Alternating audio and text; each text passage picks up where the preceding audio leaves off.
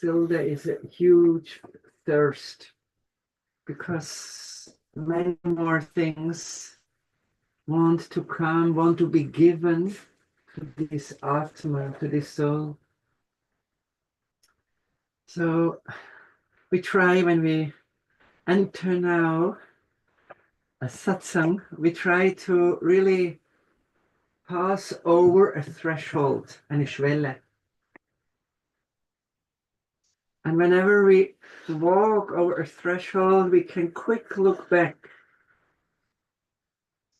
Yes, it was wonderful. Yes, I'm touched, whatever it was. And I am in peace with all circumstance.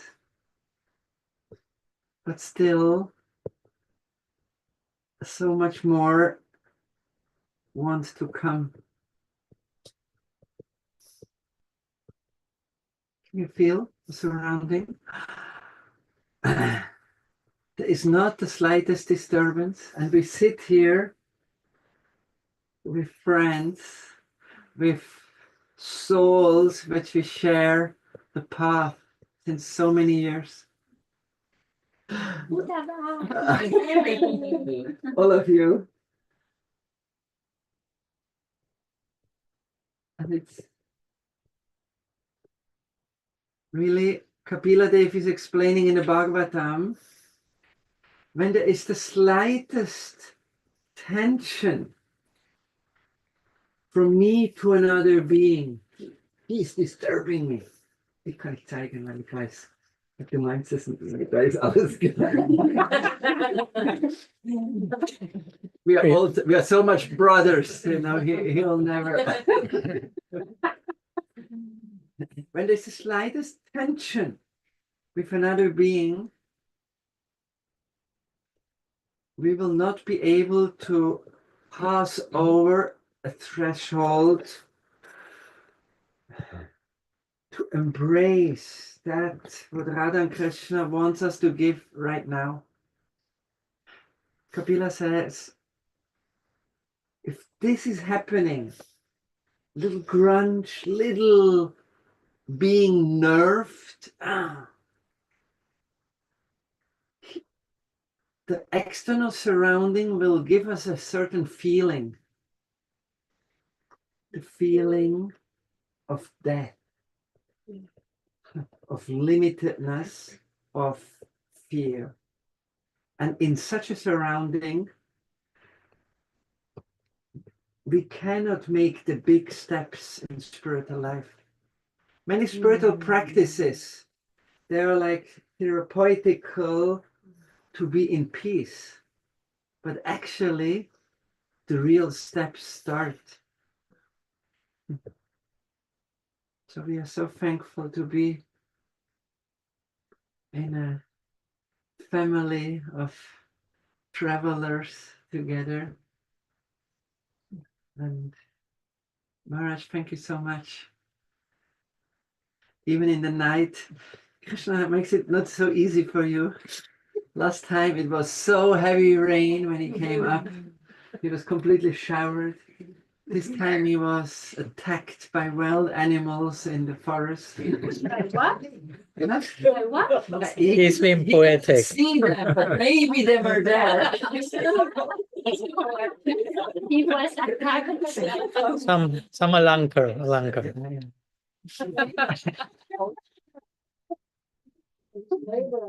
Playing harmonium at 3 o'clock in the night. Sorry again? I'm your neighbor, and I started playing harmonium at 3 o'clock in the night. You are my neighbor. Yeah, Also, but you didn't hear me because No. I closed the window. I didn't know if I thought nobody is there because it was empty. I didn't hear it. I was resting from my attack with the wild animals. so thank you that we have, and we choose this moment now, really in a conscious choice, stepping over some thresholds from millions of options and choosing here to be here. This is so Bhagavatam in 8th canto, it says actually such a choice is already considered a worship of the Supreme. From millions and millions of choices, I choose you. This is a very special and powerful moment. And Maharaj, we are like now enter over the threshold. Life is very new. It's not the old. And we know beyond the threshold, whatever happens and whatever we hear, this is not ordinary anymore. And this is arranged by Thakurji for the growth of this Atma. And yes, thank you so much for an old friend, companion on the way. And I am happy to meet you newly beyond the threshold now. And I have a feeling with you, but also with you, that we still have some seva together beyond the threshold. And I'm excited for that. Thank you.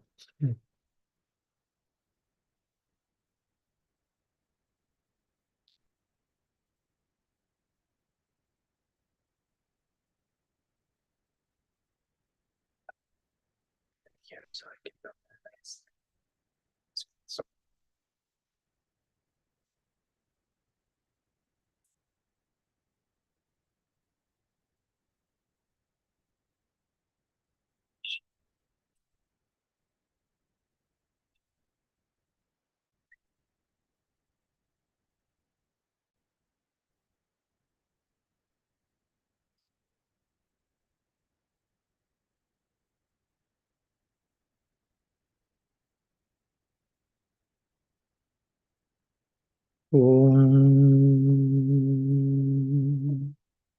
Jnanatimirandasya Jnanam Janashalakaya Chakshurunmilitam Yena Tasmai Shri Gurave Namaha Nama Shrishtam Manumapi Satchiputram Atra Sarupam Rupam Tasyagrajamuru Purim Maturim Gastavatim Radha Kundam Girivaram Maho Radhika Madhavasam Praptu Yasya Pratita Kripaya Shri Gurum Tamnatasme Vancha Kalpatarubhyascha Kripa Sindhuvyaiva Cha Patitanam Pavanebhyo Vaishnavebhyo Namo Namah Nikhila Shruti Moli Ratnamaladhyate Nirajita Padapankajanta Ajimukta Kulairupasyamanam Paritastvam Harinam Samshrayami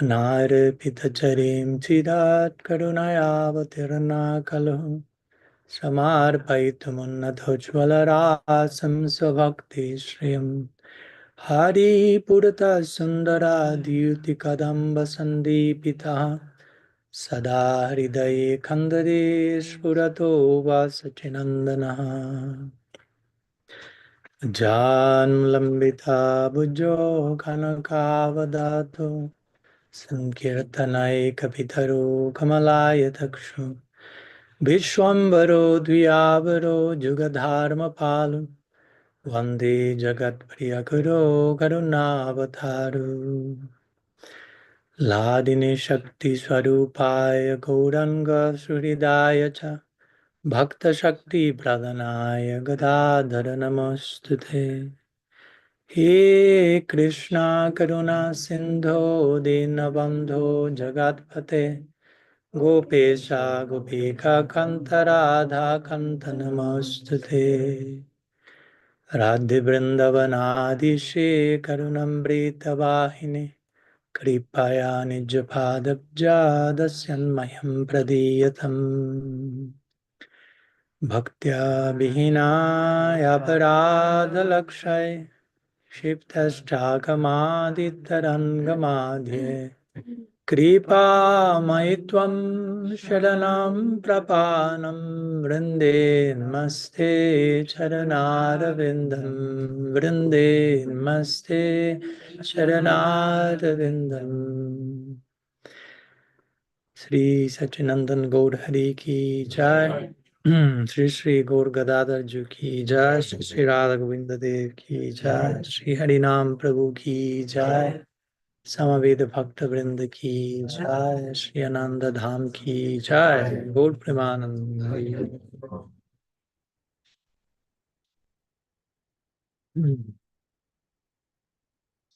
Need translation? Okay. So, good morning to all of you. Pranam. Thank you so much, Krishna Chandra Prabhu, for inviting us here, and all of the Ananda Dham Basis for hosting us. It's always a pleasure to be back home. Many homes. Krishna is very generous, even when wild animals are attacking me on the way.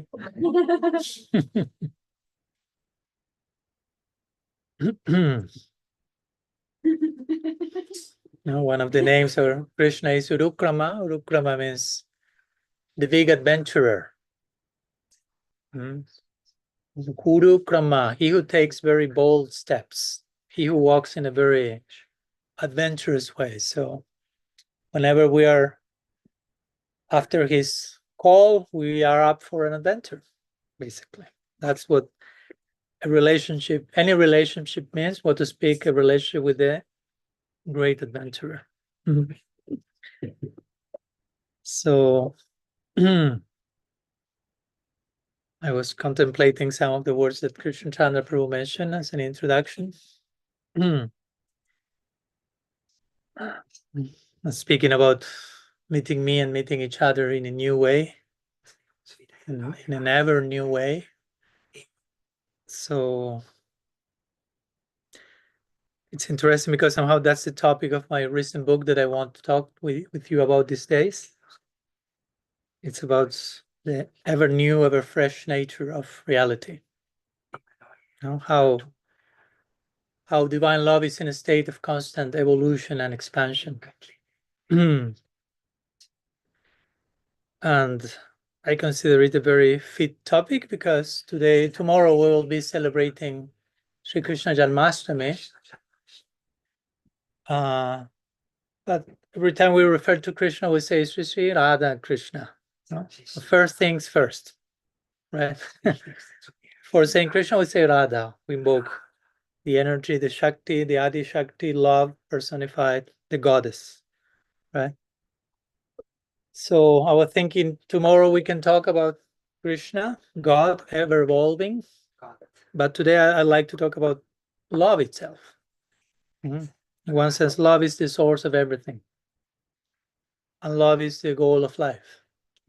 Love is the goal of life even for God.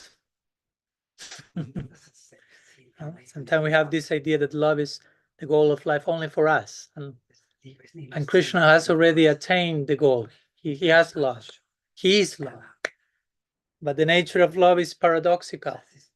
So love gives complete fulfillment and creates a new, ever fresh longing and thirst. So love is the ultimate goal to be attained. And love is the ultimate necessity to continually attain over and over again. That's the idea with the word in Sanskrit, prayojana. Prayojana means attainment, and prayojana means necessity. So prem prayojana means prem, divine love, is the highest attainment, but it's the highest necessity that always creates a thirst for a new experience of love. So in one sense, we can never attain fully divine love. You can always attain a little bit more of it, and a little bit more. Not only a little bit, a lot. So yeah, today I felt some inspiration to reflect on the ever-evolving nature of love. My recent book is divided in 4 parts, so I speak about love, God, soul, and matter. How each one of them is ever evolving in their own unique ways. But it all begins with love. I was reflecting today in the morning. Can you translate and take notes at the same time? Krishna Chandra has a mystical power here.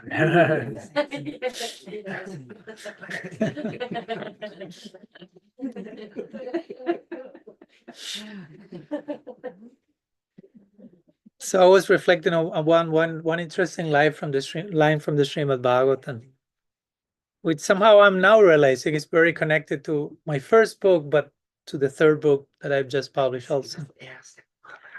And the line says, Bhaktya Sanjataya Bhaktya, which means Bhakti comes from Bhakti.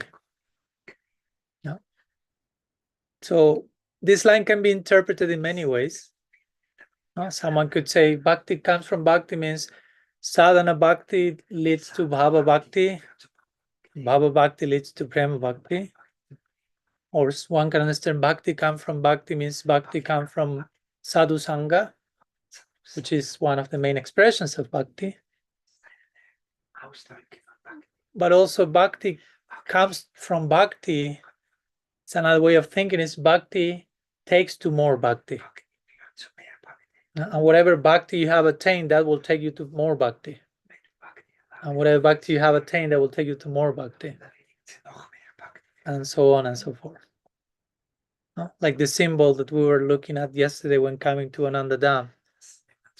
This spiral. That's how reality operates. Reality doesn't move in a line. Also, reality is not just circular, going over and over back to the same place. No? But it's moving in circles, but ever expanding circles. Like this famous Fibonacci sequence they speak about, like the DNA of creation. But if creation has that DNA, the background of creation is another type of spiral, which is the spiral dynamics of love. Vedanta Sutra say Lokabhatu Lila Kaivalyam, which means this whole material creation is an outflowing of the heart of God. Material creation is a byproduct of divine love. So no wonder we study the blueprint of creation and we find a spiral pattern that reflects the movement of love. So it's a constant discovery, a constant unfolding. Sri Chaitanya Dev will say, Pratipadam Purna Amrita Sradanam. What does this mean? Krishna Chandra Prabhu, please. This is the very nature of love is I made one step and not so I think now it's enough. I have enough. But it grows so much more. Just what Maharaj said, the more you have, the more you're thirsty for it. So that's why Pratipadam, every step, Purna Amrita, you will, the fullness of the wonderful divine substance, Amrita, Ashvada, you will relish even more. And what is the quality we need to relish something? As when we are food in this world, we need hunger to be able to relish it. Without hunger, it's not pleasurable. To relish Purnamrita, the nectar of reality of finally Radha Govinda's exchange, which is ultimate reality, we need something, this is called love. And Mahaprabhu says, this by step, the love is increasing. This means the hunger is increasing at every step. Gunamrita Asvadana. Thank you. Ananda Buddhi Bhardhanam. Yeah. So, yeah, we're thinking when Krishna Chandra Prabhu was speaking about this verse from the Bhagavatam, Bhakti Parishanu Babu Viraktir. No, that gives three examples. Tushti Pushti Kshuda Payona Gasham. It says, Bhakti, the symptoms that you are practicing Bhakti, it's like, it gives example of someone who is hungry. No? If you are hungry and you eat, three things will happen simultaneously. No? You will get strength by the food you're eating. You will get some taste by the food you're eating, and hunger will go away. All the three things happening at the same time. Yeah. I saw your face during breakfast. That was happening at the same time. Yeah. So similarly with Bhakti, you get strength, devotional strength, you get a taste, and the taste for lower taste disappears. Let's put it that way. But Vishwanath Chakravarti Thakur comments on this verse. He says this analogy helps, but it's not fully accurate, because the analogy is compared with eating. So it says that when you eat, and you relish, you are satisfied, but at some point you have to stop eating. But that doesn't happen with Bhakti. So the analogy is incomplete. Because you can always continue feasting on Bhakti forever. I like to think that the main symbol that Jesus gave for heaven, so to say, the kingdom of God, was a banquet, a feast. No? That you can always take more and more, and it's never ending. Never ending. No? Like Mahaprabhu feeding his devotees with prasad, with grace, till the word, he will use the word akanta, up to the neck.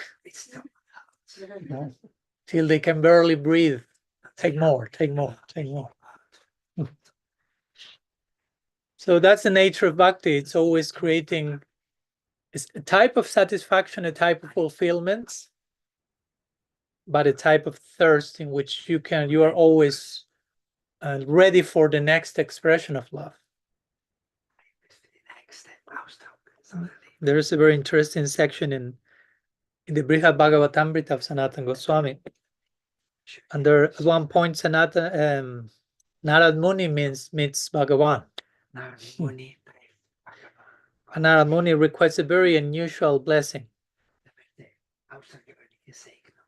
Narad Muni is contemplating the nature of love,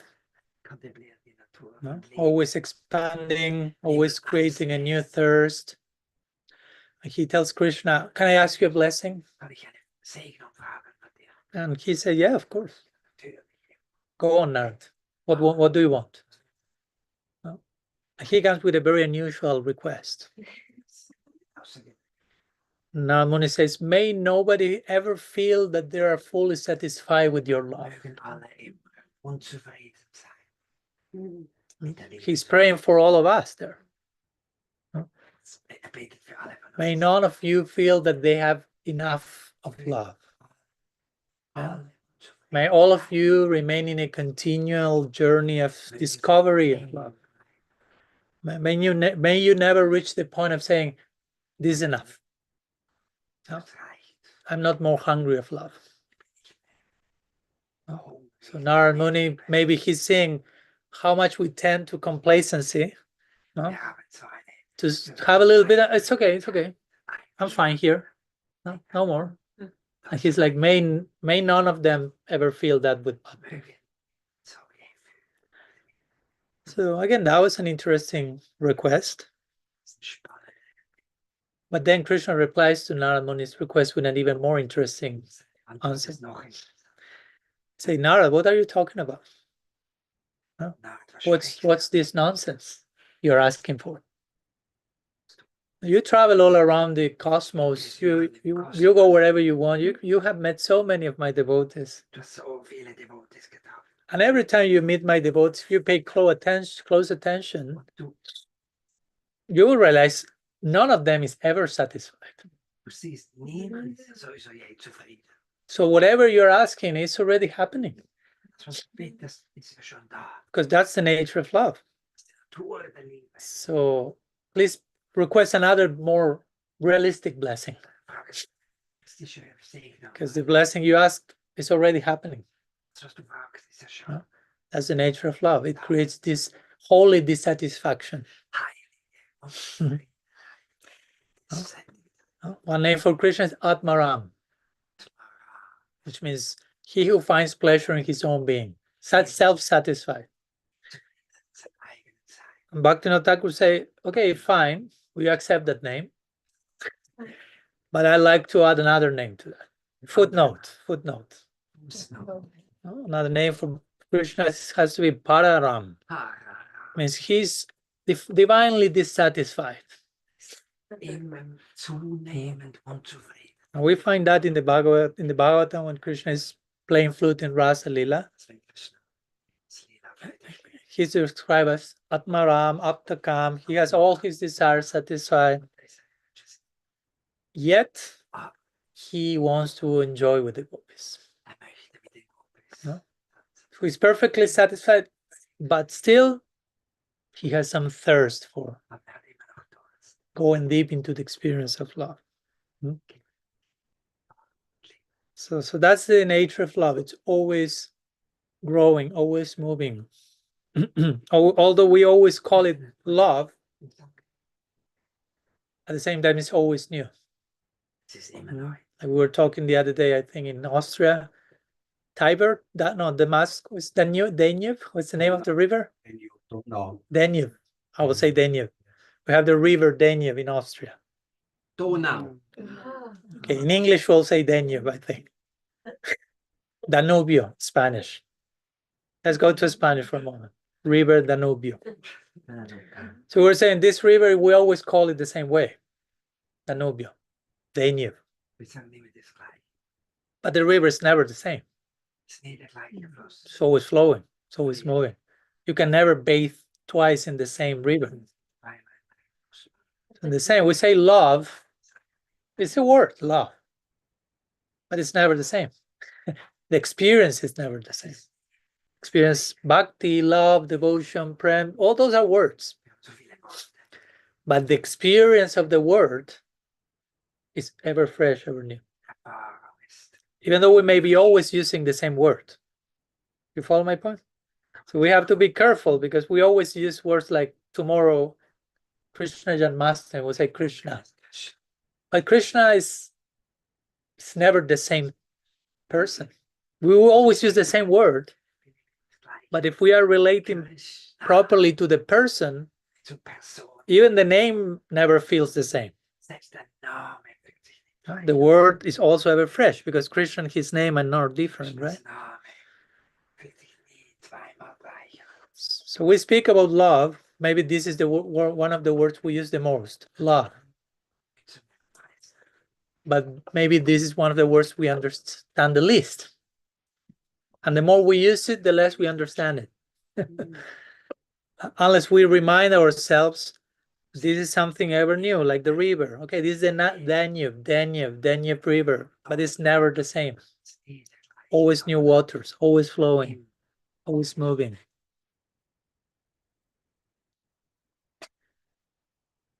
So love remains in constant evolution, in constant rediscovery of itself. And that's what allows an experience of wonder.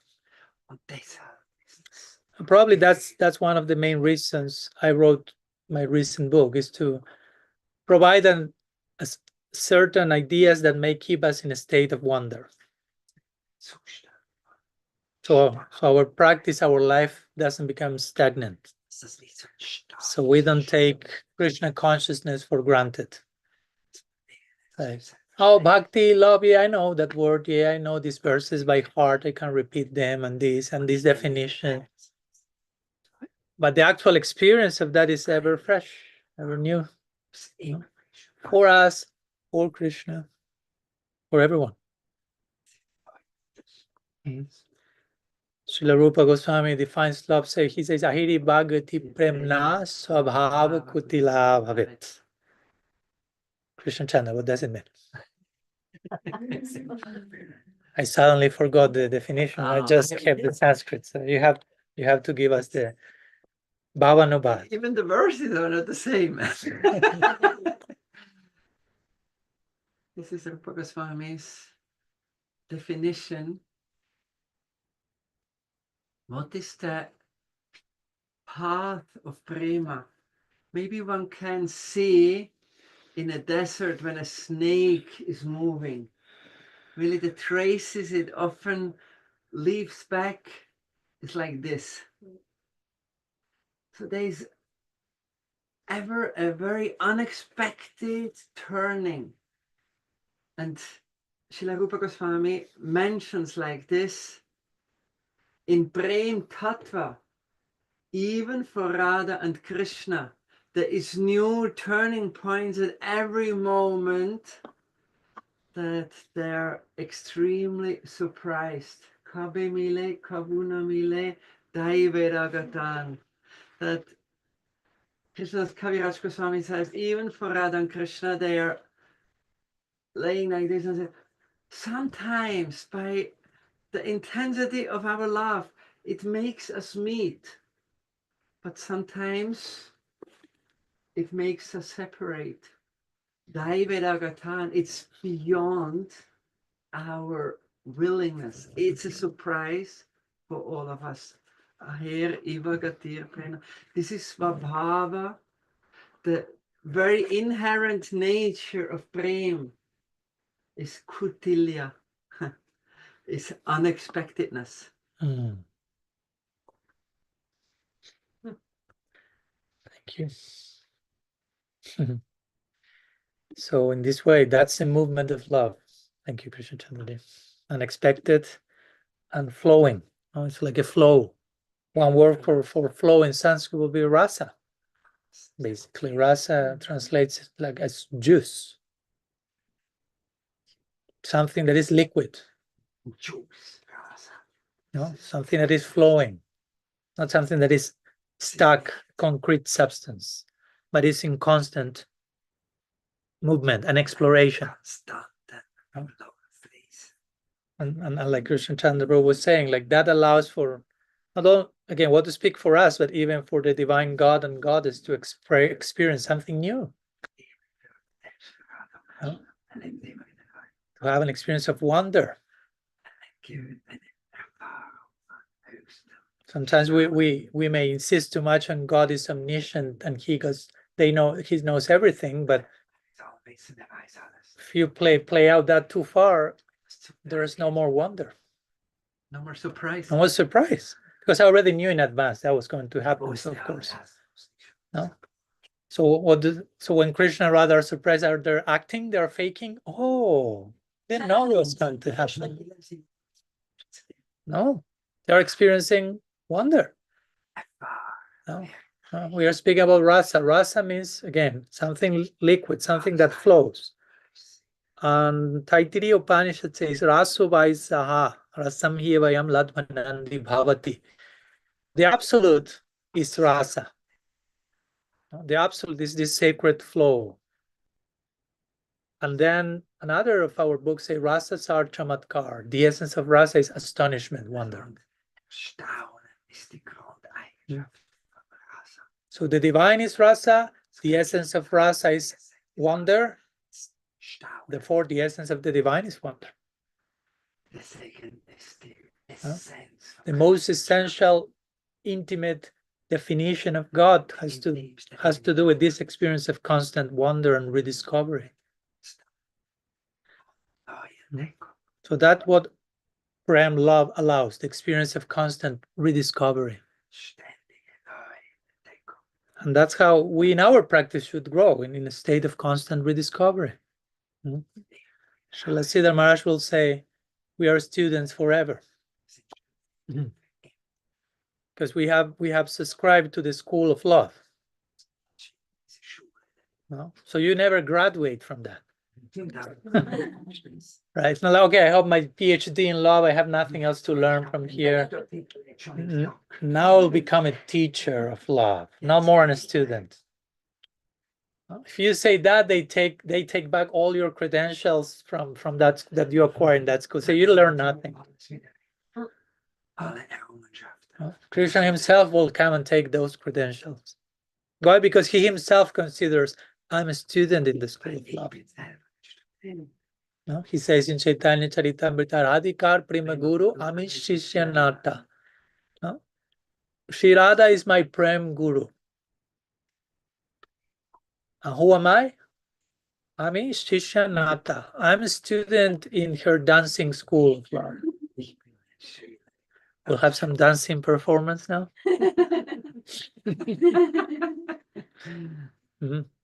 So, yeah, that's how our God considers himself. That's his abhiman, his own self-consideration. I'm just student in the school of love. I'm learning my first baby steps in dancing. No? Like when Krishna was a young baby in Braj, and that's described in the Bhagavatam, right? And he was learning to crawl and then to walk, and he will try to wake up and fall to the ground. And when he did his first steps, the elder gopis will invite Krishna to dance and entice him with offering some sweets and things, and Krishna will start to dance, and everyone in Vrindavan was rejoiced, right? And someone will say, okay, that was when he was a young baby. He didn't know how to dance. Eventually he grew, he became Natavar Krishna, the king of dancers. That's the title for Krishna. He's famous around the world as the king of dancers. But if we ask him privately, he say, I'm student, dancing student. I am no king of dancing. Love is the king of dancing. I'm just a puppet in love's hands, right? So that's the nature of love. That's why for us, love is the supreme, the ultimate reality. Ahaitukiya pratihata, says the Bhagavatam. Bhakti, devotion, loving dedication is never interrupted, and it's always increasing at every moment. It's even difficult to think about that. And that's why all these descriptions are meant to take us beyond thinking. No? We can try to think as much as we can, that's okay. But it's good to reach a point where I cannot think this thing. This is not something to be thought. Yeah, like Meister Eckhart, Christian mystic, he will say, if you can think it, it's not God. No? If you can understand it, then it's not God. There's something else. It may be your idea about God, your idea about love. But our ideas about Krishna are not the same as Krishna. We can have so many ideas.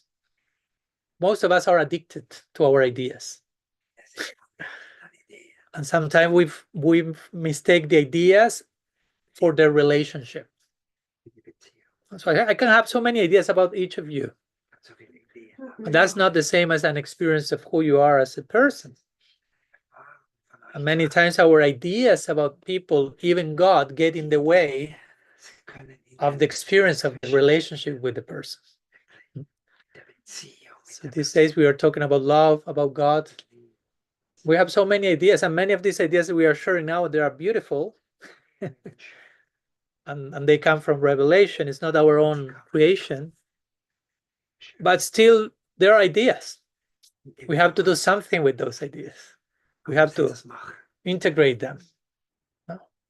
We have to live our ideals. If not, they are just information, not transformation. So, Bhaktya Sanjataya Bhakti, I said some minutes ago. Bhakti comes from Bhakti, and Bhakti takes to Bhakti. For us, Bhakti is the sadhana, the practice. Bhakti is the sadhya, the goal. But again, the nature of the goal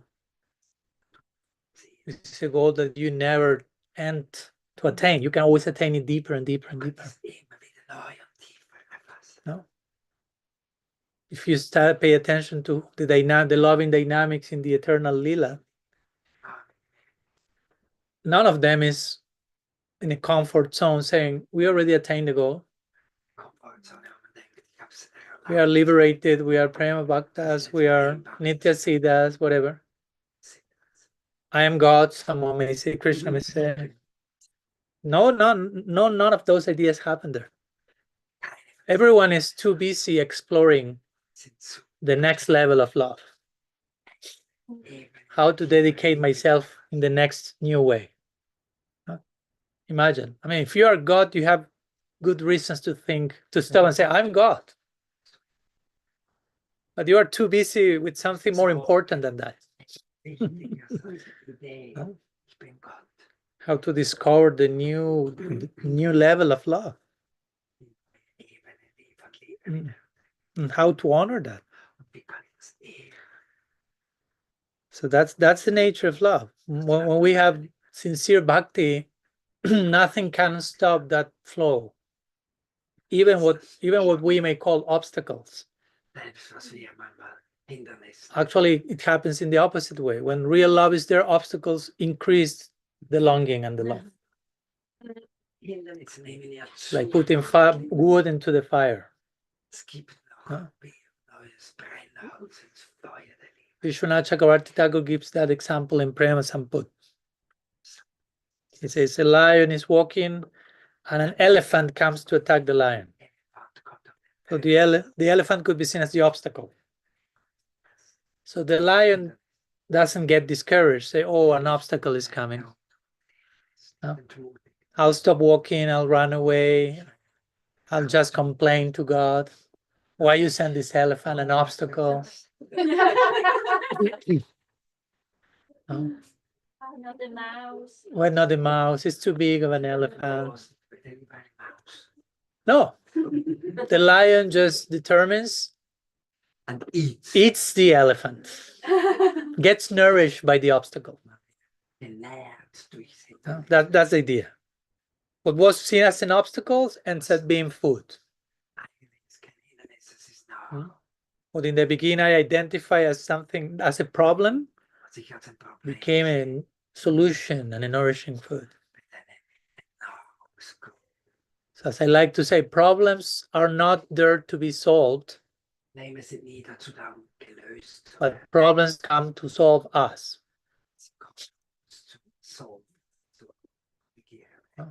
We are the only problem. When we address that problem, we see there are no other problems outside.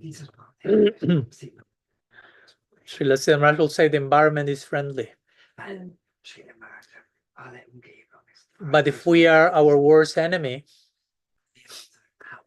I won't see the environment as friendly. I'll just be projecting enemies outside because I'm my worst enemy. So sometimes it's such a big temptation to see enemies, obstacles, problems outside, and justify ourselves and complain.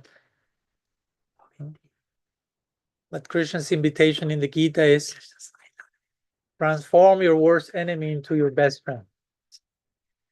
And do that matmanastasya janatmai batmanajittahan atmanastu satrivarti tatmai bashatravat.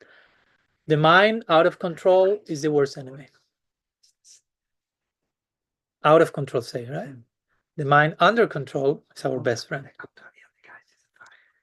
So now we are coexisting with our worst enemy.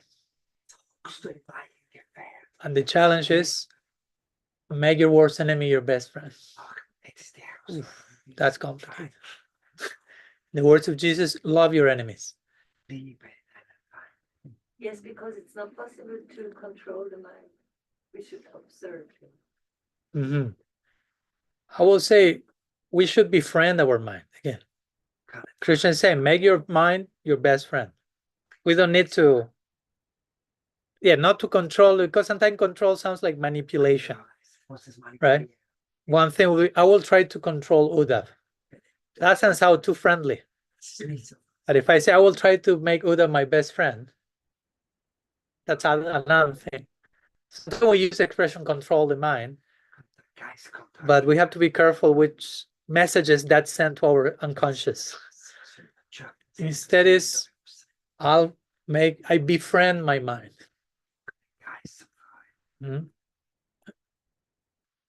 So just say love your enemies, right? You can only love your enemies if they stop being an enemy. If I still see you as an enemy, I cannot love you. That speaks about the power of love again. Love is such a powerful thing that it can make enemies friends,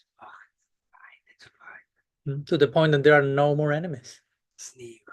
Everything can be loved.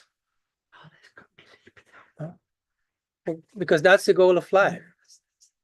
And that's the capacity of love. The capacity of love is not just to love God, but to love everything. No? In one of the main definitions of Bhakti in our tradition, Rupa Goswami will say, Anyabilashita sunyam gyan karmadhyana vritam anukulena Krishna anushilanam bhakti rutama.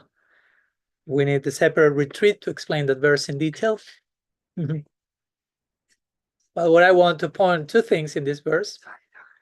One, relate to what Krishna Chandra Prabhu said at the introduction. Now I'm remembering, connecting the dots. He made this point about each of you coming here, making some voluntary effort to be here. It's not that you were just casually walking down the street, the city, and you ended up in another. No? You had to fight with wild animals and so many things to arrive here, like I did. At least the wild animals, they say, oh, it's too far away, too long, too this, and you have to fight all that. So Rupa Goswami will say Bhakti is somehow a voluntary act. Love is voluntary. No, there is an aspect of the will, of your own decision. I choose to love. Now, that's what gives love particular flavor. If Krishna sees us approaching him out of fear, out of social pressure, he's like, is that you? Right? Or is someone else's push on you?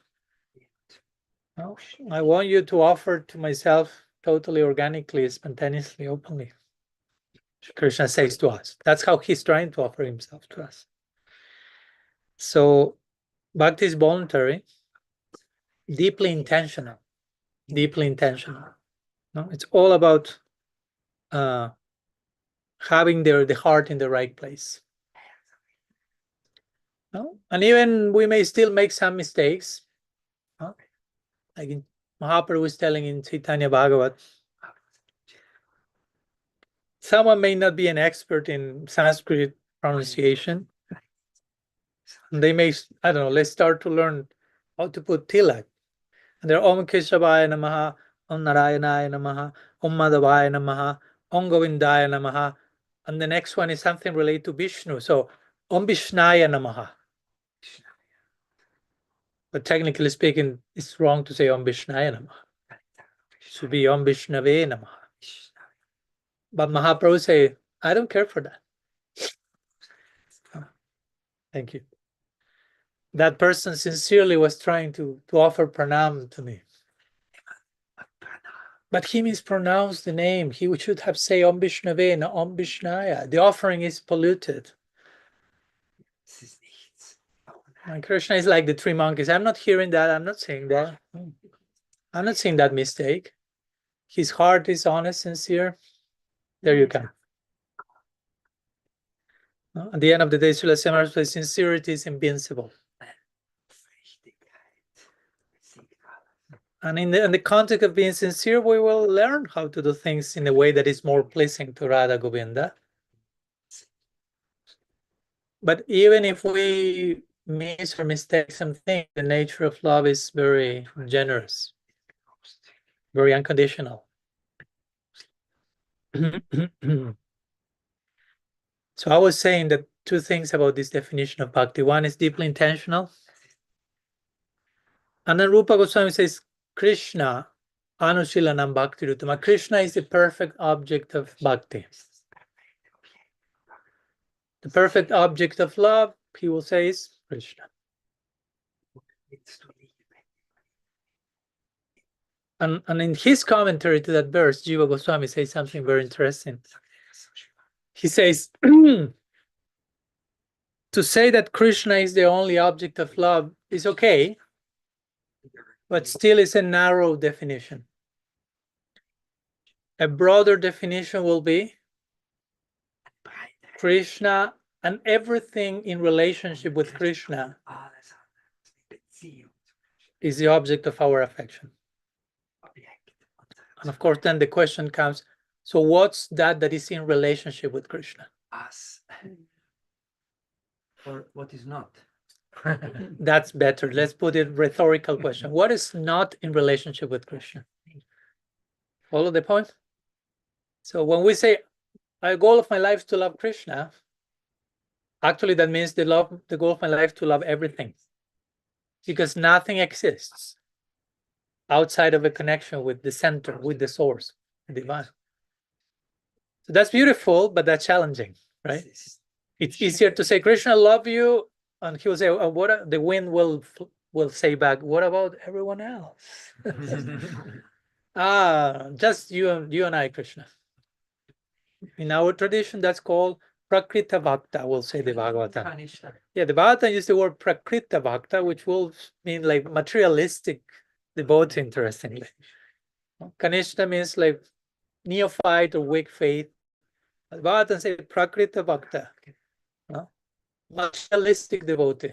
Those who, Krishna says, who worship me, but do not know how to relate to anyone else. Like Krishna Chandraji was referring a few minutes back to Kapila Dev in the Bhagavatam. There are these famous, powerful verses in the third canto about Archana. When someone asks me, Maharaj, can you give me some advice in Archana? I would like to be trained in Archana. So many people think like, okay, now come all the mudras and all the technicality and all the formulas. And rules. And regulations. But our path, as I remember Krishna Chandra once said, our path is not the path of regulation, it's the path of fascination. The copyrights to that quote go to Krishna Chandra. Path of fascination. So that section of, when they ask me about Archana, rules, regulation, formulas, technicalities, no, go to that section of the Bhagavatam. And there you have the essence of Archana. And then you have Kapila Dev very strongly speaking, Bhagavan himself saying, if you worship my deity and you mistreat other people, all that worship is useless. Let's begin there. It's like throwing ashes into the fire.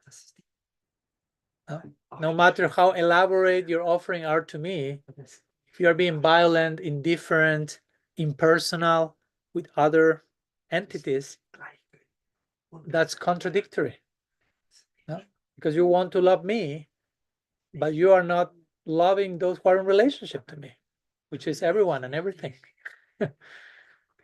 So real Archana, full-fledged, comprehensive Archana, embraces all of creation.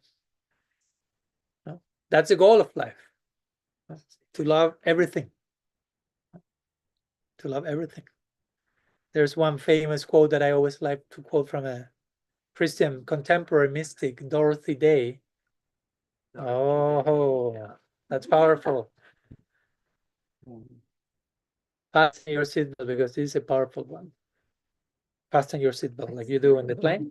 Okay, you're support each other. You have each other next, so if someone is falling, I'm catching you though, no problem. She says. Yeah, good.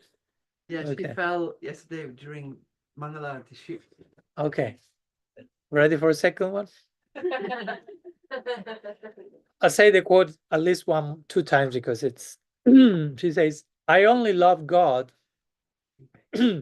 as much as I love the person I love the least.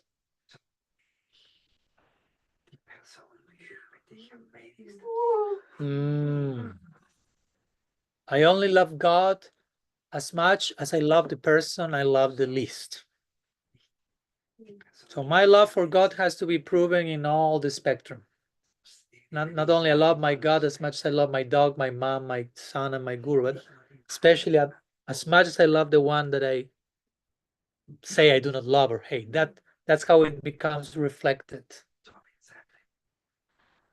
That's heavy, but that's how it works. We want to have integrity, coherence. We want to love in a coherent way, not in a dysfunctional way. Krishna, I love you, but I hate all these guys down here. Krishna say that's nonsense. Whatever you do to others, you're doing to me. So it's all integrated. Reality is interconnected. As one of my mentors will say, how do you anything? It's how you do everything. No? How you treat one is how you treat the rest. One thing reflects how you do everything else. So, yeah, gradually we are trying to learn to love. Because again, we speak about love, ever expanding, ever evolving. It's beautiful, it's poetic, it's inspiring, hopefully. But then also we need to be grounded in the challenge of embodying that fully in the day-to-day, in how we relate to everything. So I want to bring that also to humble my presentation and not just to sound too romantic about love, so to say. Can I ask a question or later? I would just like to know, how do you see what is the difference between piety and love? Because you could also think, if I'm like pious and it's like, yes, I'm doing everything right and I'm very loving with all the creatures, and, you know. So how would you explain what is the difference? Krishna Chandra, a few words first. I'm saying something, but first, things first.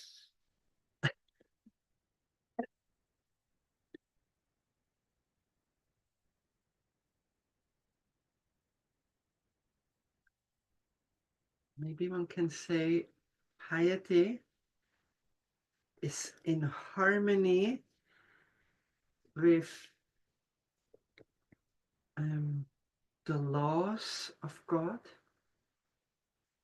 and harmony with the creation of God. It can be called piety, you know, and just doing this, we know, this even gives good karma. If you're completely in harmony with all beings and with the laws of God and with this creation. So, but like Prem Tattva adds something more. It means harmony with the desire of the Lord. And the deepest desire is not just a very deeply functional being in this world, but a person who has rasa with me, an exchange. So the deepest call is not towards just not being any disturbance anymore, but the deepest call of every Atma is really the call in the divine relationship, especially towards the spiritual world. So this is maybe just a starting thought. No, thank you. More than a starting. Thank you for sharing that. Also, I was thinking that, as Krishna Chandra hinted, that many times you can be pious. In one sense, you can be officially atheistic and be pious. Be very sattvic. Be very charitable. Huh? Yeah, that's a word we can use. You can be pious.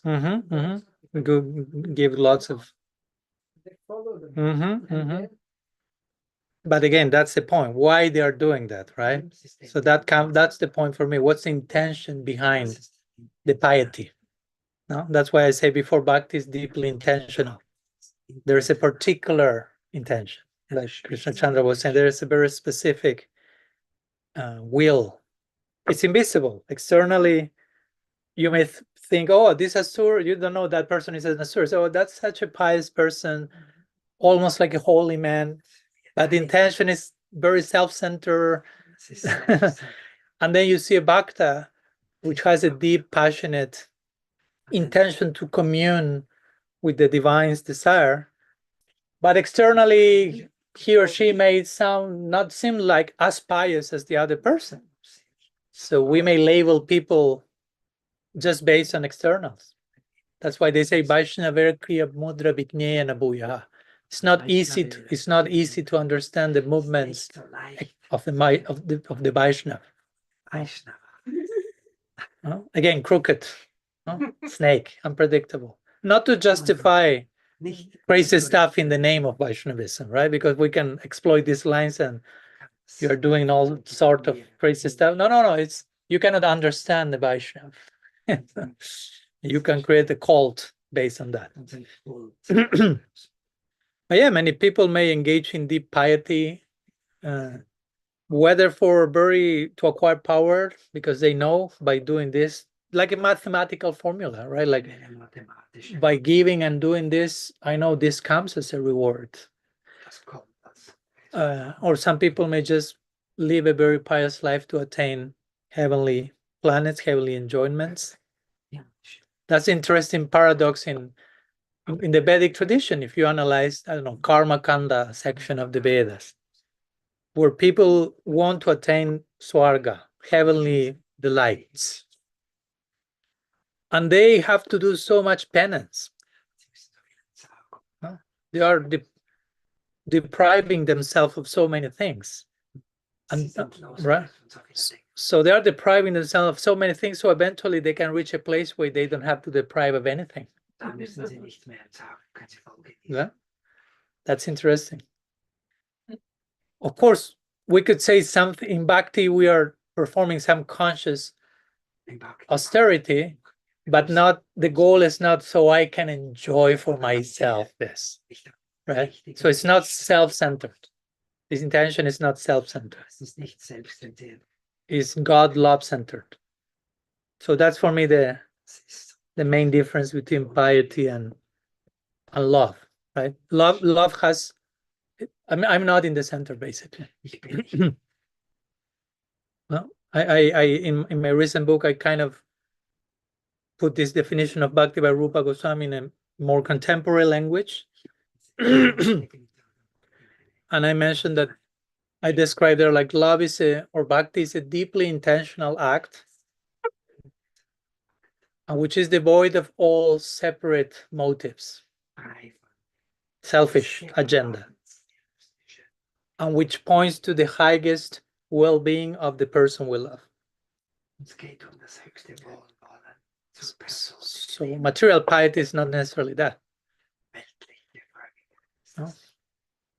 I can even be walking on the street and I see a homeless person and I give that person 100 euro. Someone could say, oh, you are so pious. And it's possible, but also internally I may feel a superiority complex by doing that. No? I am giving to you from above. You need me. No? And this, you may be reinforcing a very false sense of identity. So how pious is that piety? Yeah, that may be kind of a dividing line. And my auntie raised her hand like an hour ago. Remember? It's gone. No? Okay. Just in case, to honor your raised hand. do not really agree with this sentence that you only love God as much as you love the person you love at least in your life. Good memory. Just because I truly believe that if a person experienced a really dramatic harm, or let's say a person in a war, or someone who lost a child, however, something really dramatic, and I truly believe that the trust in God and the love for God helps to overcome this experience, so that at the end, the person who lost a child or whatever, it's just an example, can forgive the person who did that. Yeah. But at the beginning, he may be hated. Of course. I agree. So I truly believe that the love we have for God helps to transform our heart, and maybe it takes some time. It cannot happen immediately. Yeah. I agree. I don't see contradiction. Because I think the phrase that I quoted, the intention of the phrase is that your love for God has to be reflected in how to relate to everyone else. And even if the person you love the least, who was someone who abused you or did something horrible, it may take time, but you should be aware that you have to reach that point where you are able to forgive even that person. The spirit of the quote is not like you have to forgive everyone right now immediately. No, come on, overcome it, love everyone. It's not like I press a button and no. I'm totally agree with, in very complex situations there are processes where first we will be overwhelmed, angry, so many emotions will come till we eventually will reach a point of forgiveness. And forgiveness, that's a whole topic, because the more we grow in love, the more we realize that there's no limit to forgiveness either. It's not that there's only one level of forgiveness. Okay, I forgive you. Okay. No, you can forgive someone in so many levels. And probably that starts at home. Because in many ways we do not we hate ourselves in many ways in the conditioned world. There's something called self-hatred. That's interesting. I was telling that in Germany, I gave a lecture on self-love in divine love. And I gave one famous example of the Dalai Lama when he went to the West almost the first time. So he was introducing the teachings of the Buddha to the West.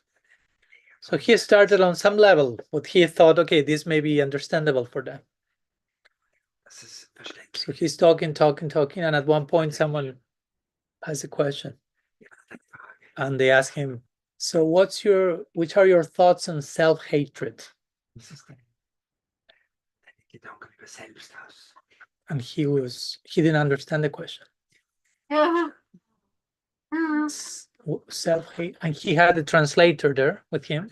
He spoke English, but still his English was not the best. So he thought, I'm misunderstanding the question.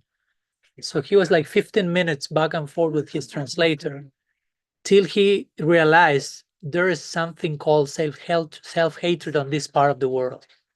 And he was in shock. He was like, how can you possibly hate yourself? Right? So he said that moment for me, he said, created a complete change in my approach to how to present Buddhism to the West, and made me start in a very different place. Right? So I like to say that also in the context of even our tradition, because we have such very beautiful high peaks, theological, rasa-laden peaks. But we have to be sure that we are approaching all that on a healthy foundation, how we are connected to others and ourselves. Because if I am hating myself dysfunctionally, then in the name of humility or surrender, I may make things even worse. So everything has to be properly talking about forgiveness. No?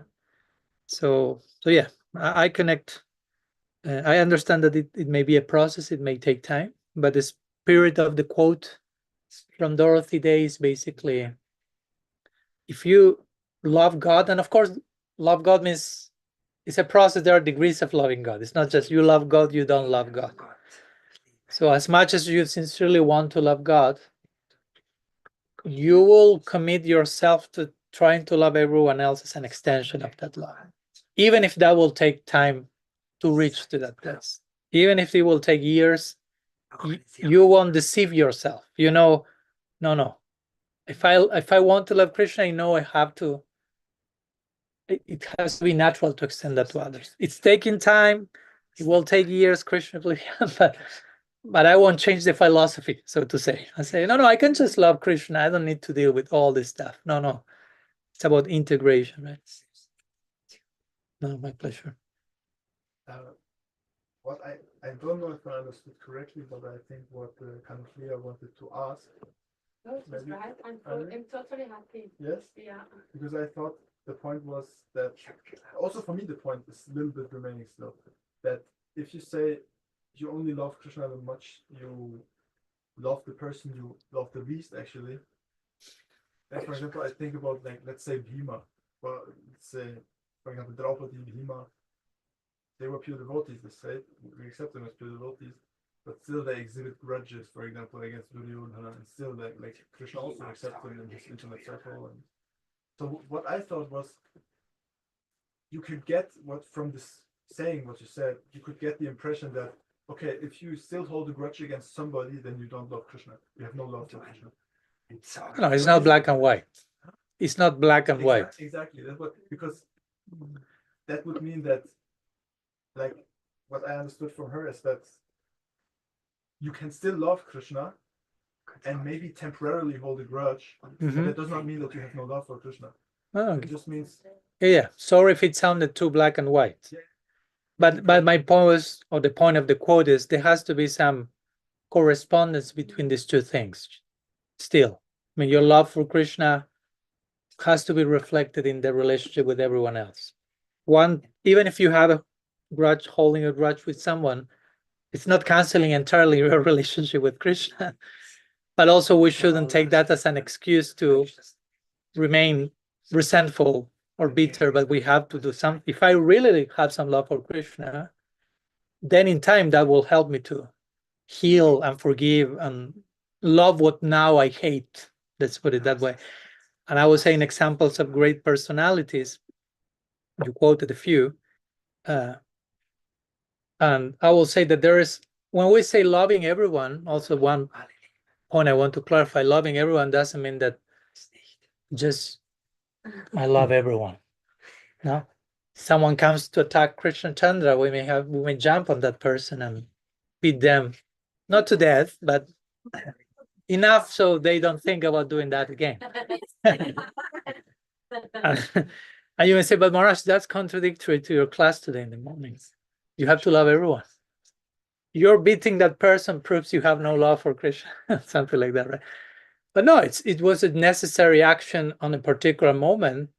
But then the process starts, how to understand that person, from which place that person did what they do, and not like hating the person. Again, Jesus will say they were crucifying him, killing him. Forgive them, they do not know what they're doing.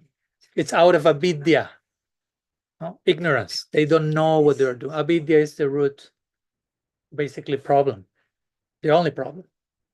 Everything else is a symptom of that problem.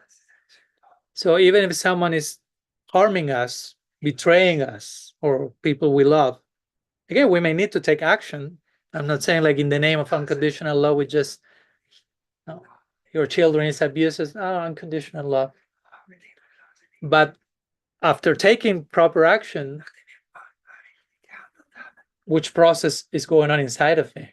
Resentfulness, bitterness, hatred, or understanding, forgiveness gradually. And for all that, again, it may be a process. I may need to take a distance from the person. Each case is unique. I'm talking in general. I'm not addressing any specific situation, but still there is, the invitation continues to be, you have to love everyone. not you have like force, by the nature of love is that it loves everyone. And if you should do something horrible, love will take the form of compassion, for example. No? If you are chastising someone, it's not that I love how you're abusing that person. But I love in the sense of I feel compassion for you acting in ignorance. And compassion is a form of love. So love takes different forms. That's my point. It doesn't just express in one way. Yes. Nur in Deutsch sprechen, Ja, weil ja. ich so im Feuer bin, kann ich nicht so Englisch She can sprechen. only speak No problem. Yes. in German in Yes. fire. I really love that. Ja, ich liebe wirklich, was hier gesagt wird und I besprochen love wird. what you say. Ich connecte sehr mit dem Topic, weil ich habe auch ein Buch geschrieben über Liebe, Just so now she wrote a book about als Anfängerin. love.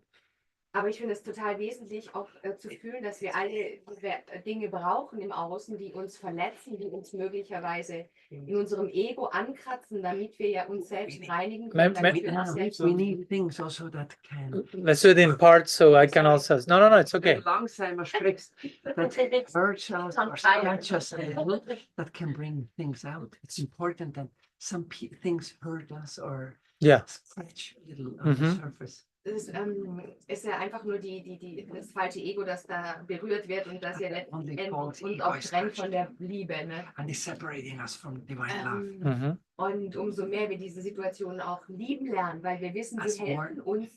We start to love all the situations we know they help us.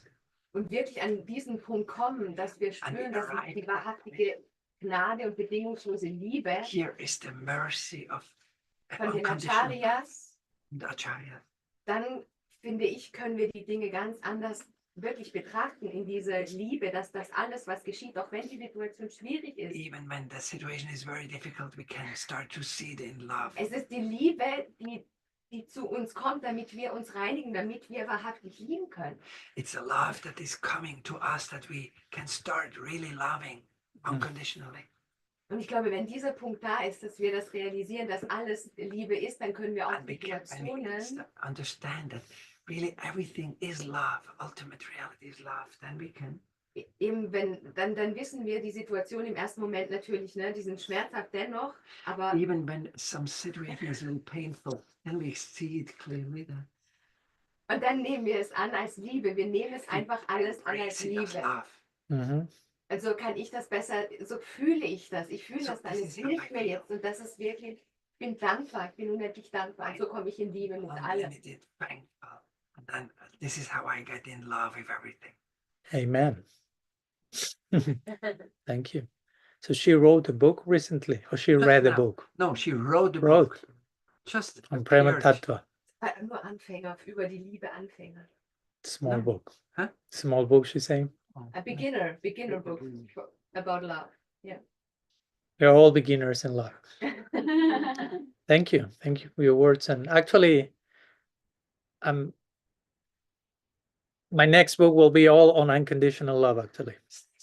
I don't get it. Was it a question or something to add? Because I could not hear your. It was not a translation question. very It was well. sharing, a I commentary. could not hear your translation very well, Christian. Oh. So that was an adding, nothing to add. All right. Yeah. And it's an important point because, and that's one of the main points in the next book, that we are invited to love unconditionally, as we were talking, but the best foundation for that is to know that we are already being loved unconditionally. So we are not being asked to do something that is already not bestowed upon us. So Krishna is already loving us unconditionally. So when he invites us to do the same, he's already leading by example. Acharya. Yeah, Acharya, no? Yada Charati Sristas, no? He teaches by example. So he's not asking us to do something he doesn't do. And it's the only normal response. If someone loves you unconditionally, a normal response is to reply unconditionally. And again, that if we are not entirely enlightened, that sounds so difficult. That even feels impossible at times. No? It's not possible to love everyone unconditionally. But that speaks more about our present limitations than about the power of love. No? If we, and I'm not condemning if we feel that.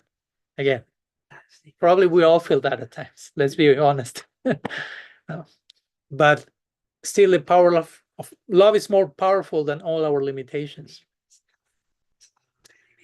So as you were saying, especially even in moments of tragedy and loss and betrayal and suffering and abuse, not to diminish, downplay any of that, but still love becomes specially manifest in those moments.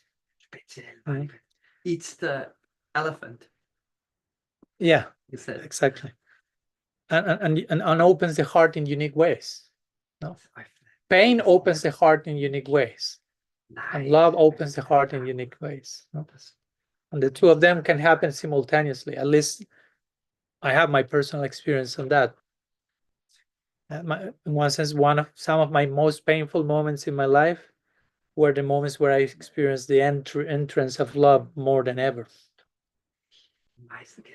So it may sound paradoxical for some. How can those two things happen at the same time? Why not? No? So greatest suffering is showing that, ultimately showing that love is most powerful than even the greatest suffering. And we need to take shelter in that love. We need to have faith in that love. We need to pay attention to how love is knocking on our door in those difficult moments. Because as we say, love moves in zigzag. So it's not that always comes in the same packaging.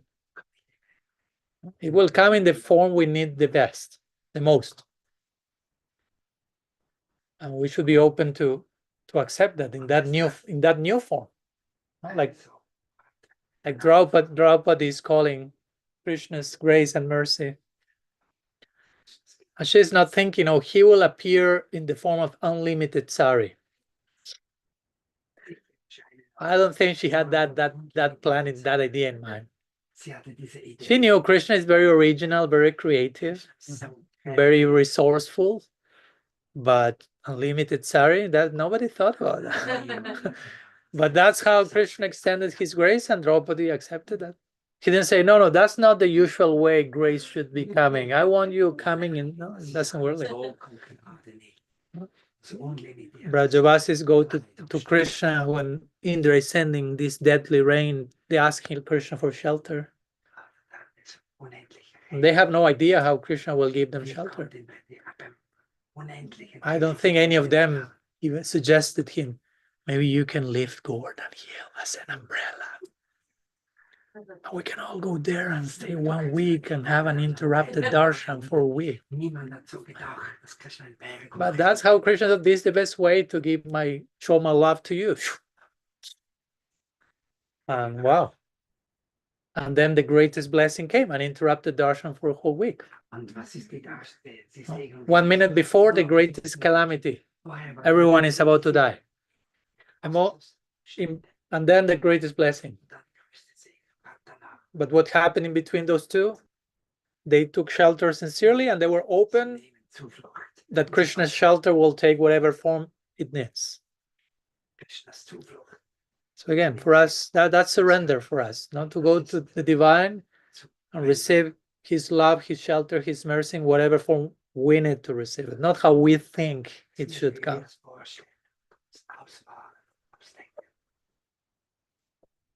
Patrak was raising his hand.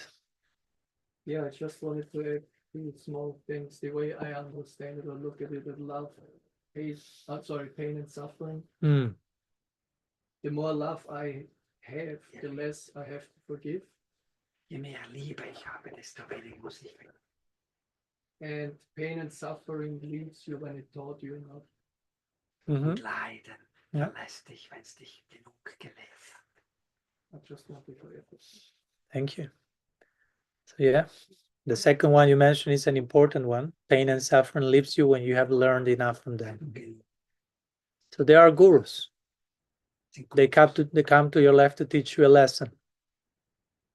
And if you're not willing to hear the teacher, they won't leave you until you learn the lesson. Or they may seem to leave and then they will come again in 10 times bigger size, 10 times louder volume. So you get the lesson. But it is that you get the lesson, not that you suffer. Right? So we have to understand what's going on, not to think why this is coming. Probably because the previous time I was not paying enough attention. So yeah, the more we learn, the more we trust that pain and suffering are messengers, basically. The less we need to suffer unnecessarily, so to say. Yeah, the more we love, the less I have to forgive, you say? I feel I need, because you are loving.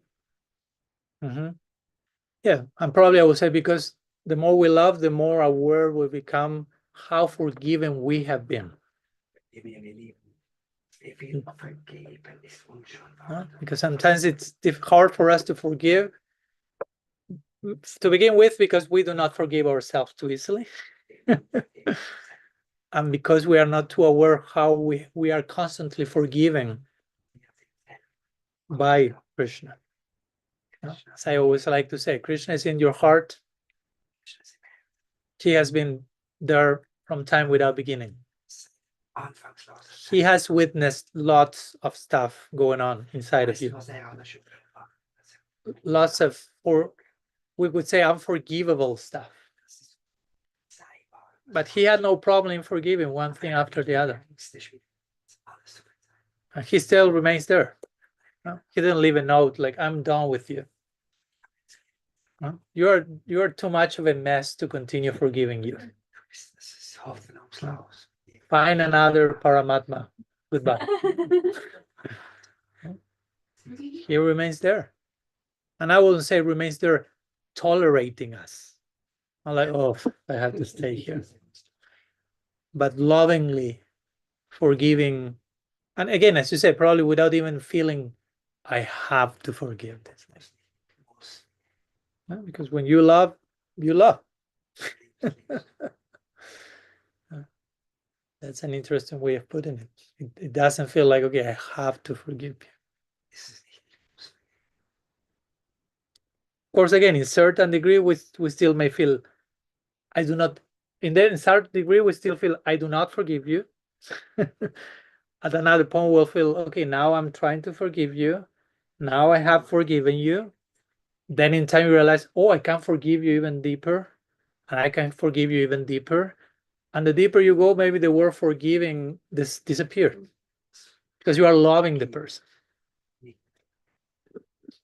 You lost sight of that thing that you had to forgive. Right? Because if we keep count of, oh, you did that 20 years ago, and I mean, if we try to keep count of other people's to us, we are losers ourselves, because we have our own account of stuff that we have done in this and other lifetimes. So that's why the teacher of mine say Krishna is not very good at math and counting and keeping track of this. He easily forgets and makes, and he loves us. Of course, this is not an excuse to just do anything and everything. Krishna will forgive. No, he's very loving, not to exploit that. But that's who he is. So actually, the idea is if you contact someone so loving, and you have some sincerity, you will never think about exploiting that. Oh, he will never be angry at me. He will always forgive me. I can do anything to this person. On the contrary, that will melt your heart, so you become more and more like that person. That's how contagious should be. And sadhu sangha should be that type of contagious experience. Yeah. Any thoughts, Krishna Chandraji? Whatever is coming at this moment. There is a statement somewhere, I think in the Katha Upanishad, where he said the sadhus do not forgive. This is what Patraka said. Because they don't see anything that should be forgiven. They cannot even see it, you know. There is nothing, and because ultimate reality is that rasavaisaha. So the ultimate reality is a very blissful, loving exchange. Come on, I mean, if one is a little situated there, then it's fine. I always tell my friends in the ashram, you can burn my yurt, my dearest house, and there will be nothing in between us, because, you know... Don't take it literally, please. You can. Because he has an old one. And He wants a new one, right? Okay.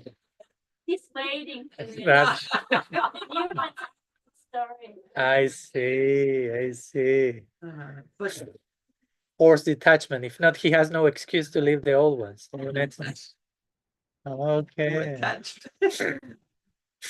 Now we know you, Krishna Chandra. Now we know who you are. It's like, it's a wonderful perspective. I love this statement. Yeah. They cannot see because they're in a festival of loving exchange. You could do anything. We have even in the Bhagavatam, Bhrigu Muni, he is hitting really strongly with his feet Vishnu's chest.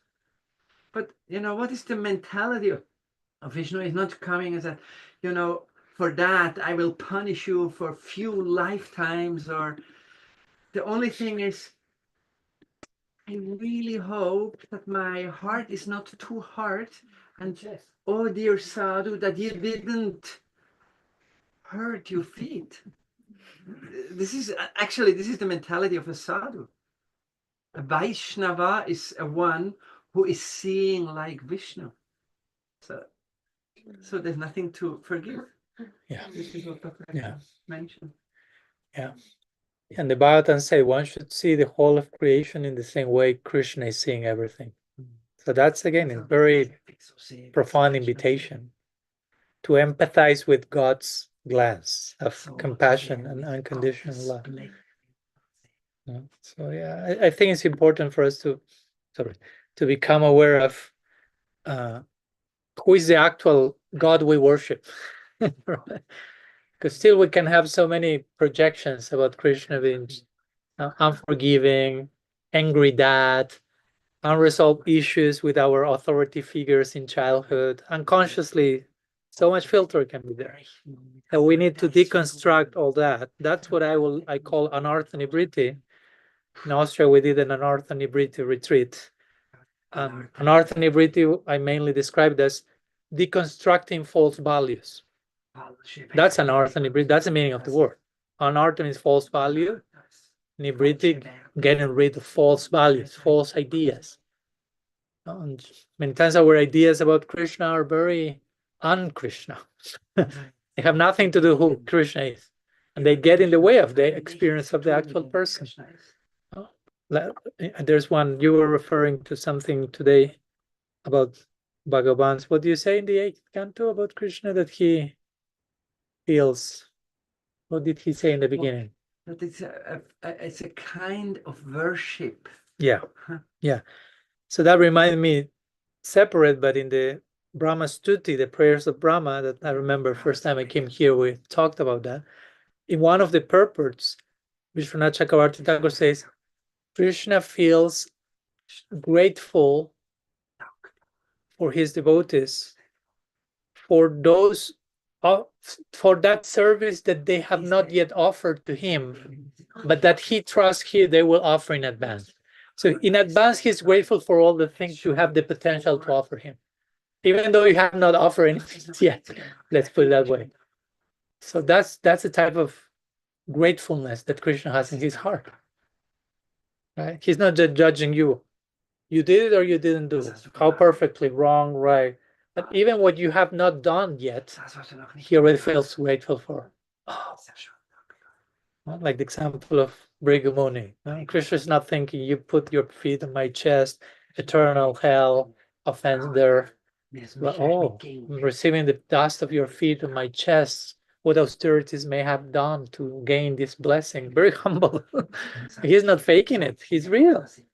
So we are worshiping such a humble, grateful, compassionate, loving divine. And as inspiring as that is, the invitation remains there for us to embody those same qualities. That's the price to pay. Mercy is costless, but it's not priceless. I mean, mercy is there, but for us to really become aware of that mercy, we also have to pay the price of being willing to embody that and extend that to others. Because just Krishna loves me unconditionally is so nice. Now you love others unconditionally. Oh, that's not so nice. Well, that's what coherence means, right? So it's a gradual process. It's a gradual, and we are all in that process already. So that's in itself glorious. No? Even if we are in a stage of our practice that we feel, I'm so far away from all these high realities. But still, if you are honest and sincere, you're already on the track, on the path. And if you're honest and sincere, nothing will take you away from the sacred path. That's why Krishna says, Neha Vikramana Susti Pratyabhayana Vidyate in the Gita. Swalpamapyasya dharmasya trayate mahato. Even the slightest progress on this sacred path protects you from the greatest danger. It's never lost, stays always with you, that gain. Name Bhakta Pranashati. Krishna say, my devotee never perishes. Many other verses, but Krishna gives this warranty. You are already, in one sense, I will say the word, you're already saved. No, because we are doing bhakti. And for us, bhakti again is sadhana and sadhya.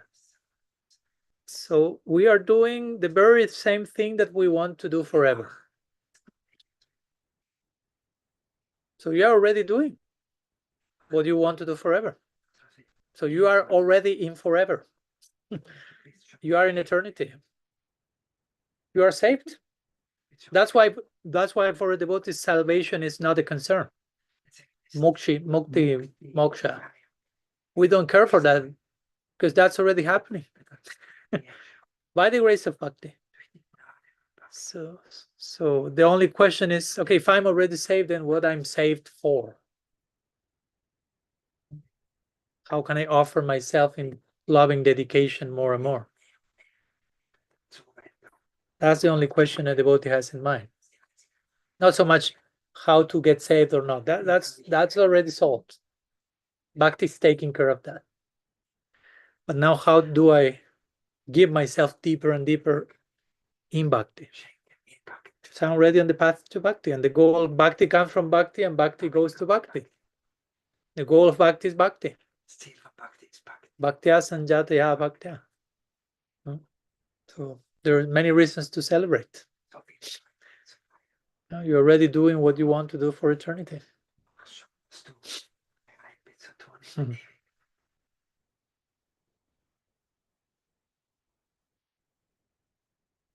Like someone asked Siddhar Maharaj, how many lifetimes remain for me to live this material world?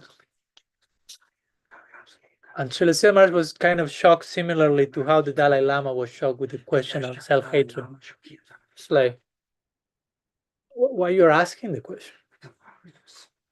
I mean, if the path is so nice, where do you want to go?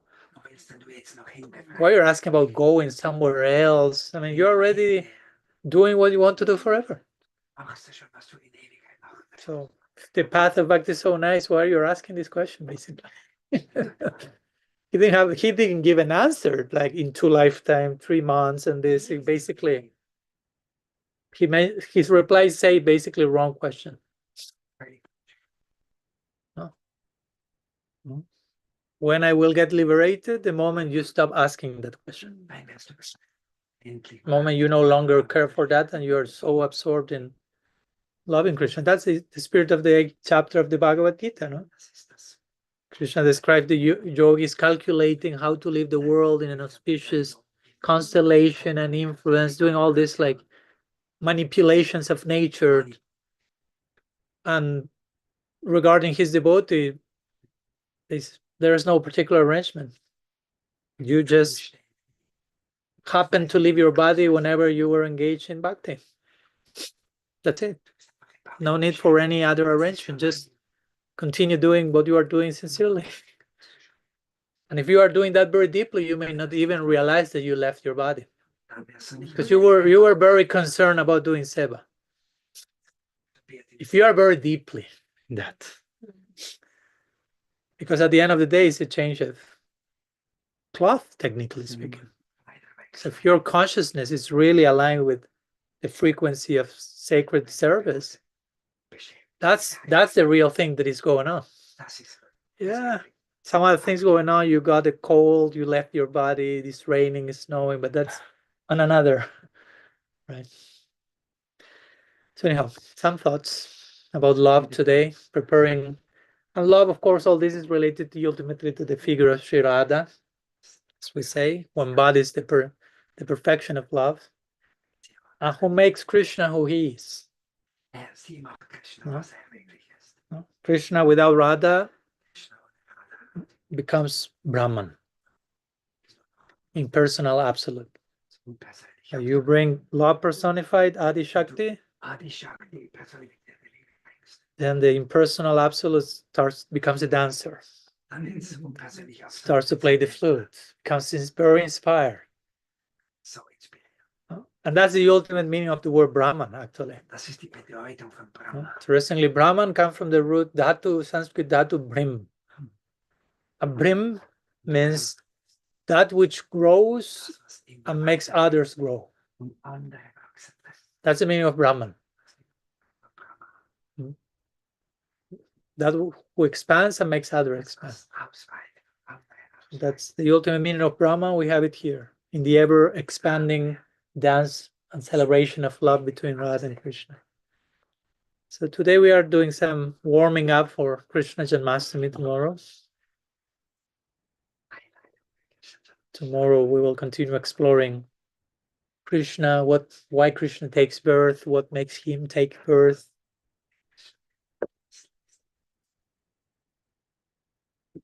But I don't know if there is any other comments. Of course, in the evening also we'll have questions or sharing. Let's see. Yes. I think it's so freeing that you take away this part of that, because it is nevertheless it's a very I think deep part of our tradition. This sort of we have to get more into bhakti and we have to know more so that we advance in our stages and so that we get the planets and so that we stop entering this circle of illumination. And what you just said gets very away with that, which I think is beautiful. But nevertheless, as it is, I find something that's become across always again in scriptures and also what people are saying that is so important to go along. Do you think the difference that you are pointing to is the intention behind doing bhakti, so that we do bhakti for the sake of bhakti and not bhakti so that we advance? Mm-hmm. Yeah, brief, my answer will be yes. But I appreciate the invitation to elaborate on that, and I agree with you. Many times we can practice bhakti and become very goal oriented. Like, okay, I'm here and I have to reach stage A, B, C, D, F. But again, as we were saying, in one sense, there is no final stage. Because if you tell me, oh, final stage is Prem, Maharaj, then you have Sneha, Manurag, Anurag, Bhav, Mahabhav, all the different sub-stages of Prem. And then you explore each of them and they're unlimited and they will continue to expand. So in one sense, there's no like an end point. Thank God, right? It's not like, okay, I have no more Prem to develop here. No, nothing else to do. So I personally think that it's more healthy instead to have a goal-oriented thing, to have a more presence-oriented practice. And that will take us throughout all the stages we need to go through, of course. But if not, we are too much here, but just thinking about, I have to reach that spot and I'm not yet there and I'm not yet there. But the point is that when you get there, you don't feel you are there. Again, that's the paradox of love. Those who have, that's a famous verse in the scripture, those who have prem, those who have love feel they don't have love. Mahaprabhu Sri Chaitanya Dev, he is for us the ultimate embodiment, prem Purushottama. If you study the life of Sri Chaitanya, and even people from other tradition will say nobody showed these symptoms of love of God anywhere in any tradition. It's too much. It's volcanic, Srila Maharaj would say, golden volcano of divine love. So here you have the person with the most love. And what does he have to say about his love? Prema gandas stidarapi harome. In me, there is not even the aroma of prem. The idea being given, like you have a small box with some camphor, right? Camphor, and you take away the camphor. At least the aroma remains. Sri Chaitanya said, "There is no camphor of prem. There is no aroma. There is nothing." But when you observe his life, you say, "I mean, there is everything there." So that's the paradox. The more love you have, the more love you have, the more love you see, the more you see how much more love is there. So by comparison, you feel I have nothing. It's difficult to imagine. But that's the mentality of every, even not talking about love. Let's talk about someone who is a genius in any area. I imagine someone like Mozart or Bach or someone, they wouldn't say like, I know everything. I'm so capable. I've reached the limits of, probably they will say, I'm just beginning. I'm just facing the infinite, right? Very humbly. So this is the same. What to speak with Prem, right? You develop love. Like that's what I mentioned in my book about this particular expression of Bhaktivinoda Thakur, where he will sing, I am full of lust. He's not even saying I don't have love. He's saying I'm full of lust. So again, what to do with that? No. Is he actually full of lust? I don't think we'll agree with that. Is he writing that for us? I don't think so. Okay, I will write this line so those guys there in South America and Europe can identify, those lusty people can relate to my song. He's not. So why, how he feels he's full of lust? Again, for me, he's so full of prem that prem takes him to see the unlimited ocean of prem that is still waiting. And by contrast, he feels what I have in connection to this, I'm full of lust. That's his way of expressing that contrasting experience. It's difficult to understand unless we are there. What Krishna Chandra said at the beginning, difference between the end and us is smaller than between us and similar principle. Still so much. Yeah, and there's again that still so much is never ending. It's not that at one point game over. That's what keeps the Leela in eternity exciting and wonderful and always full of surprise. There's something new to attain. So if there is something new to attain, we should stop becoming obsessed with attaining, because you can never fully attain the thing. And more like being present here and now and honoring what comes today, and knowing that will take me to what needs to be honored tomorrow, and so on and so forth. So yeah, we have some of these stages that may help us to know where we are, like a general map in the journey. But we should be careful not to become obsessed with, because it can become an ego thing.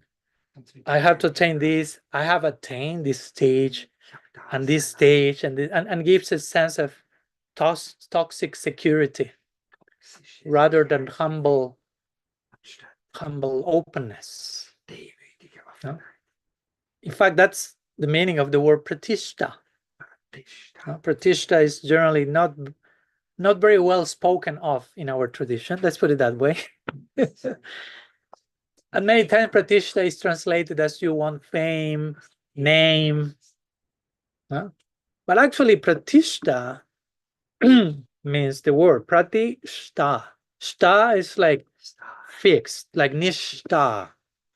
No? Like security, And prati, like prati padam purnamrita, prati means at every step, basically. So pratishta means at every step, I want security and safety. I'm not willing to deal with unexpected, unpredictability, mystery. I want everything predictable, clear. That's pratishta, actually. So sometimes this idea of going through the stages and advancing can be a form of pratishta. Like, I'm in this stage, now I'm getting this, and now I'm getting there. And it's a toxic sense of certainty instead of a humble patience with mystery. Because at the end of the day, love is mystery. It's not something we can fully know, we can fully control, we can fully grasp. I mean, Sri Chaitanya Devi's dad is Krishna declaring, I don't know what love is about. I want to explore the heart of Radha. I don't know what's that. He continues to do that eternally in Nitya Navadvip. So he has not found an end to that. So that's what keeps us really humble. No, humility is not something like, you should be humble, but just contact something that is unlimited and infinite and full of wonder, and you are naturally like humble like that. So yeah, I say all those things that you are pointing in my question. What's your name, sorry? I cannot pronounce that. Shirin. Yeah, I say all that intentionally, and I wrote about that in my book intentionally, because I know sometimes the language goes in another direction, and I've witnessed the consequences of that language in the practitioners, and where does take them. So, and I know it can be shocking for some if I tell them you are already saved, and I try to explain it, but yeah, there is a place to understand that from that place also. Yeah. Thank you. We have a little break. Yes. I mean, little break means till the evening session. Just to clarify what we mean by a little break. Yeah, it's fine. Okay, so we put the sharing to rest a little bit, and see you in a few hours in the evening. Maybe we'll have more sharing or questions and things we would like to share. Maybe Lila Kata manifesting. Krishna Chandra send that invitation. We'll see. Whatever needs to come. Let's see. Yeah. That's the nature of love. Yeah. Shri Shri Radha Govinda Ji ki jai, Shri Shri Gaur Gadadhar Ji ki jai, Sadhu Sangha ki jai, Gaur Premanand Hari Bol. Pancha Kalpataru Vishta Kripa Sindhuvye Vachapati Dhanam Pavanebhyo Vaishnavebhyo Namo. Ananta Koti Vaishnava Vrinda ki jai, Gaur